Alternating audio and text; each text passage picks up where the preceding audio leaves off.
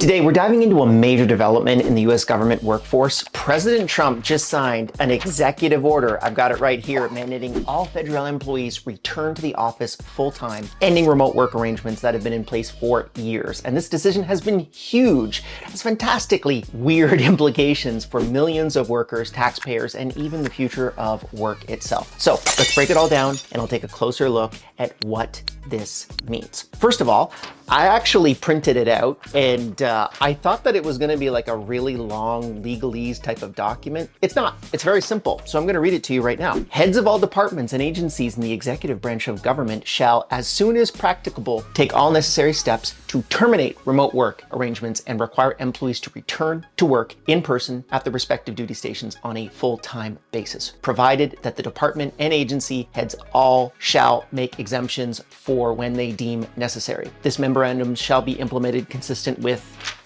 applicable law.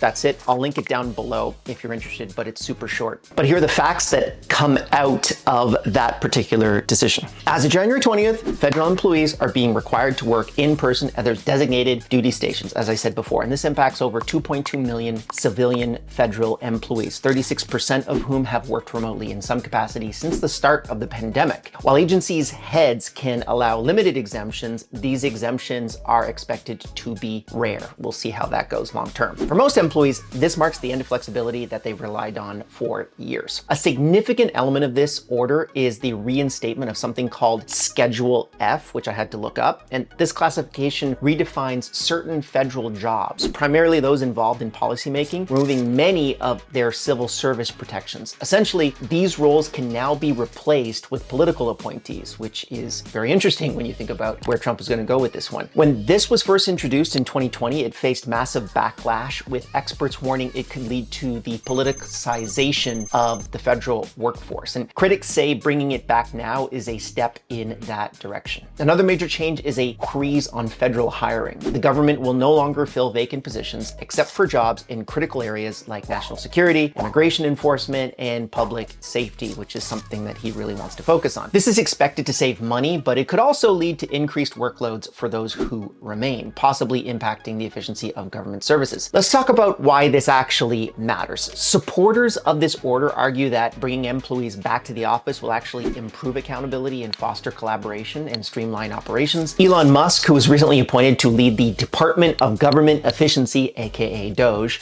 is a vocal advocate for this approach. We know this, by the way. I've talked about this quite a lot on this particular YouTube channel, and he's even suggested this move could lead to voluntary resignations among those who aren't willing to comply completely, shrinking the size of the federal workforce without actually producing any formal layoffs. Now, we know that that is the cream off the top type of terminations that you don't really want inside of an organization, but regardless, that's the way that they're doing it. And the numbers honestly tell a really different story. Surveys show that 71% of federal employees say remote work has increased their productivity, and a separate report from the Office of Personnel Management found that telework saved the government $1 billion in operating costs in 2022 alone. Forcing employees back into the office could mean losing these benefits, not to mention alienating top talent. Unions are already gearing up for the fight here. More than half of federal employees, about 56%, are part of a collective bargaining agreement that includes provisions for telework, and legal challenges are probably gonna happen as unions argue that this mandate violates these agreements and could harm employee morale and retention. Younger workers in particular have come to expect flexibility in their jobs. A study from Deloitte found that 75% of millennials and Gen Z workers say that remote work options are a key factor when choosing an employer, and this mandate could make it harder for the federal government to actually attract and retain talent in an already pretty competitive labor market. The impacts go beyond the federal workforce as well. The US government is the largest employer in the country, and if it's moving away from remote work, it could signal a broader shift in how other organizations view flexible work arrangements, which would be bad, to be completely honest with you. But it's also worth asking whether this is the right move. So, like with private sector sector companies like Google, Amazon, and Meta embracing hybrid work models, will the federal government's decision feel out of step? And there's also the political element to be able to consider. By reinstating Schedule F, remember those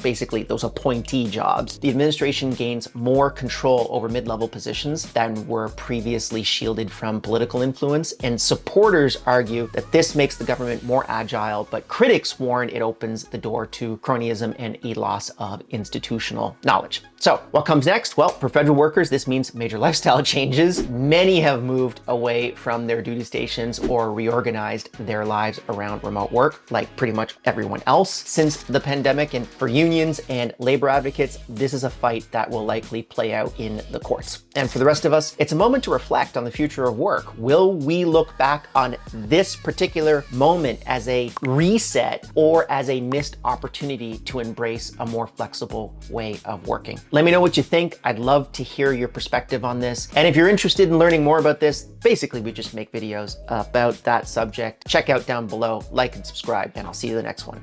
Bye. If you've gotten to this point in the video, I think you should probably subscribe to this YouTube channel. It's free, unlike most other things in life, and it would bring me happiness and joy. Other than that, I'll see you in the next one.